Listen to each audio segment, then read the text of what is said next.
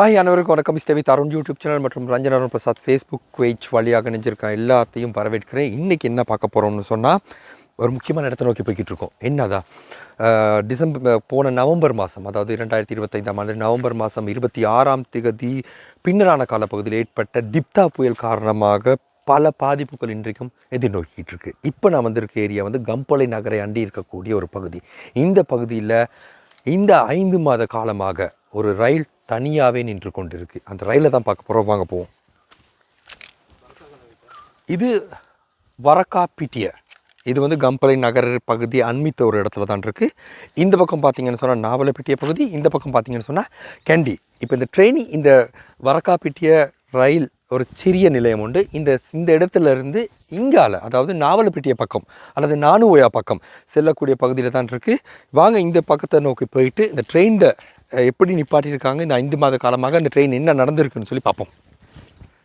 சரி, நாங்கள் இப்போ ட்ரெயினை பார்க்குறதுக்கு தான் நான் ரெடியானேன். பட் ட்ரெயின் பார்க்குறதுக்கு முதல்ல ஏன் இந்த ட்ரெயின் இந்த இடத்த நிறுத்தி வச்சுருக்காங்க 5 மாத காலமாக, அதுதானே பார்க்க போகிறோம். இந்த பாருங்கள், இந்த ரயில் நிலையத்திலேருந்து சரியாக ஒரு 150-200 மீட்டர் தொலைவில் வரக்காப்பிட்டிய ரயில்வே நிலையத்திலேருந்து, இந்த ரயில் நிலையத்திலேருந்து ஒரு சாதாரணமாக ஒரு 150 மீட்டர் தொலைவில் இந்த ரயில் பாதை முழுமையாக தாளிறங்கி இருக்குது. இந்த இடத்துல ஒரு மண் சரிவு ஏற்பட்டிருக்கு.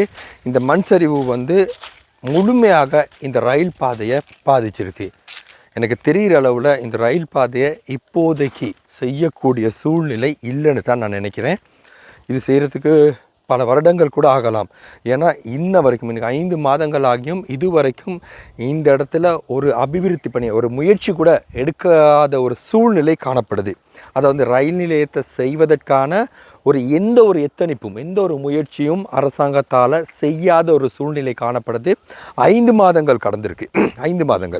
5 மாதங்களில் இன்றைக்கும் இந்த ரயில் பாதை பாருங்கள், அப்படியே அந்த கீழ்த்துண்டு அப்படியே மண் சரிவில் போயிட்டு இந்த ரயில் பாதை அந்தரத்தில் தொங்கிக் கொண்டிருக்கக்கூடிய ஒரு நிலைமை காணப்படுது. சரி, எங்களை இப்போ இந்த இடத்துக்கு கூட்டிகிட்டு போகிறாரு நம்மளோட லோகேஸ்வரன் கம்பளை. இவர் தான் இந்த பிராந்திய செய்தியாளர் இந்த ஏரியாவுக்கே. சரி, இவர் தான் எங்களை கூப்பிட்டு போகிறாரு. இப்போ என்னென்னு பார்த்தோம்னா, இப்போ நான் வரக்காப்பிட்டி வந்திருக்கேன். வரக்காப்பிட்டியில் அந்த ரயில்வே நிலையத்துலேருந்து அங்கால ஒரு 100 மீட்டர் 150 மீட்டரில் மண் சரிஞ்சிருக்கு. இங்கால 100-150 மீட்டரில் ட்ரெயின் நிப்பாட்டியிருக்காங்க. ரைட், வாங்க போய் பார்ப்போம். இப்போ நீங்கள் 2-3 தடவை வந்திருப்பீங்க போல இங்கிட்டு வந்துட்டீங்கண்ணா. இப்போ ஒரு 5 மாதம் இது ட்ரெயின் 4 மாதம் 5 மாதம் இருக்குது ஆகுதுண்ணா. ஒரே இடத்துல தான் நிப்பாட்டி இருக்குது. இங்கே பாருங்கள், இந்த இது ரயில் தண்டவாளத்தில் இந்த பழமைக்கு அதாவது இந்த போக்குவரத்து நடக்காமல் இருக்க அந்த இது தெரியுது, துரு பிடிச்சிருக்கு. துரு பிடிச்சி அப்படியே இருக்குது. இன்னும் கொஞ்ச நாள் போக்குள்ள இது எல்லாமே பில்லு மண்டி காடாயிரும் பராமரிப்பு இல்லாத காரணம். சரி, வாங்க போய் ட்ரெயினை பார்ப்போம்.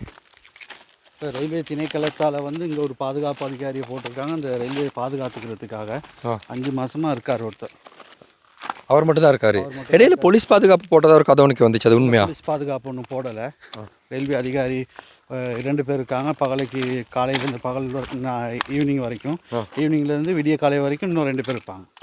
மாறி மாறி இருக்காங்க. இந்த ட்ரெயின் எங்கேருந்து எங்கே போகிற ட்ரெயின்? இது கண்டியில் நாவலப்பிட்டி எட்டன் போகிற ட்ரெயின் தான் தற்போது. இது எட்டனுக்கு போகிறது, எட்டன் டு கண்டி. ஓகே. அப்போ இது எட்டன்லேருந்து கேண்டியை நோக்கி கொண்டிருக்க நேரம் தான் இந்த அனர்த்தத்துக்கு திப்வா புயல் 27ஆம் தேதி திப்வா புயல் காரணமாக தான் இந்த ரயில்வே உடைஞ்சு போன காரணமாக இந்த ட்ரெயின் இதே இடத்துல நிப்பாட்டப்பட்டது. இந்த பாருங்கள், இந்த ட்ரெயின்ட சக்கரங்கள் எங்கேயுமே நகராத மாதிரி பலகை வச்சு அதை அந்த அப்படி இது பண்ணி வச்சுருக்காங்க. இந்த சக்கரங்களும் துருப்பிடிச்சிருக்கு.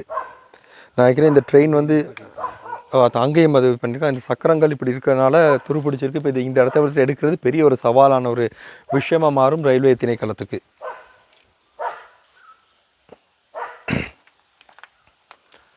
இந்த ஒரு ரயில் ஓடாமல் நிறுத்தி வைக்கப்பட்டிருக்க காரணத்தினால ரயில்வே திணைக்களத்துக்கு ஒரு நாளைக்கு மில்லியன் கணக்கான ரூபாய் நட்டம் ஏற்படுது. குறிப்பாக இது நான் நினைக்கிறேன் ஒரு நாளைக்கு ஒரு தடவை இல்லாட்டி 2 தடவை போக்குவரத்தில் ஈடுபடக்கூடிய ஒரு ட்ரெயின். இது முக்கியமான ஒரு பாதை. கண்டியிலிருந்து அட்டன் போகக்கூடிய பாதை, சுற்றுலா பயணிகள் பயணிக்கக்கூடிய பாதை, பெரும்பாலான டாலரை கொண்டு வரக்கூடிய ஒரு பாதை. இந்த ரயில் தண்டவாளத்தின் இந்த ரயில் மார்க்கத்தில் இந்த ரயில் ஓடாமல் இருக்கிறதுனால பல மில்லியன் கணக்கான ரூபாய் நஷ்டம் ஏற்படுது இந்த ரயில்வே திணைக்களத்துக்கு. அது மட்டும் இல்லை, இந்த ட்ரெயின் மட்டும் இல்லையே, பல ட்ரெயின்கள் பல ரயில்கள் இந்த மார்க்கத்தினூடாக இப்போது நிறுத்தப்பட்டனால பல மில்லியன் பல கோடி ரூபாய், பல மில்லியன் இல்லை பல கோடி ரூபாய் இப்போ நஷ்டம் ஏற்பட்டிருக்கு. இந்த ட்ரெயின் மட்டும் இல்லை, இந்த இன்னும் பல ரயில்கள் இந்த இடத்துல போக்குவரத்தில் ஈடுபட முடியாத ஒரு சூழ்நிலை. பல வருடங்கள் கடக்கலாம் இந்த பாதையினூடாக ரயில் ஓடுவதற்கு, ரயில் மார்க்கம் வாழமைக்கு திரும்புறதுக்கு. இந்த ரயில் சக்கரங்களில் பார்த்திங்கன்னா மண் சரிவுக்குள்ளே எங்கேயோ வந்த மாதிரியான அடையாளங்கள் தெரிந்து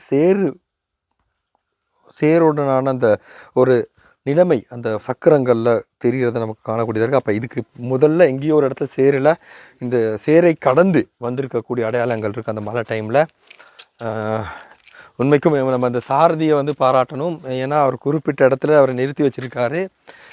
பார்ப்போம் இந்த சாரதியை நமக்கு கண்டு கொள்ள முடியுமான்னு தெரியாது. பாருங்கள், இது வந்து தான் ஃபியூவல், அதாவது எரிபொருளை வந்து நிரப்புறதுக்கான டீசல் டேங்க். இந்த டீசல் டேங்க்கில் 3500 லிட்டர் கெப்பாசிட்டி இருக்கக்கூடிய, அதாவது கொள்ளளவு இருக்கக்கூடிய இந்த எரிபொருட்கள் நிரப்பப்பட்டிருக்கு. இப்போ இலங்கையில் அதுக்கு வேறு பெரிய தட்டுப்பாடு. சும்மா எத்தனை லிட்டர் இருக்கோ தெரியல, குறைஞ்சது 3500க்கு உட்பட்ட அளவு லிட்டர்கள் இருக்கலாம். அந்தளவு எரிபொருள் இருக்குது. கம்பளை நகருக்குட்பட்ட வரக்காப்பேட்டி அப்படின்ற ஒரு ஏரியாவில் இந்த ட்ரெயின் இப்போ தன்னந்தனியாக நிறுத்தி வைக்கப்பட்டிருக்கு. குறிப்பாக நவம்பர் மாதம் ஏற்பட்ட தித்தா புயல் காரணமாக பல இடங்களில் மண் சரிவு ஏற்பட்டு இந்த ரயில் மார்க்கம் சேதமடைஞ்சிருக்கு.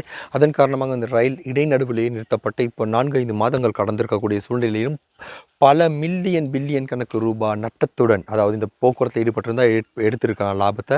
இது ஒரு முக்கியமான ஒரு போக்குவரத்து பாதை. சுற்றுலா பயணிகள் பயன்படுத்தக்கூடிய கண்டி அட்டனுக்கு இடைப்பட்ட, நானுவையாவுக்கு இடைப்பட்ட ஒரு சுற்றுலா துறையை மேம்படுத்தக்கூடிய ஒரு மார்க்கம். இதுவும் இப்போ செயலிழந்திருக்கு. இந்த ரயில் மட்டும் இல்லை, பல ரயில் சேவைகள் இந்த மார்க்கத்தினூடாக தற்போது தடைப்பட்டிருக்கு.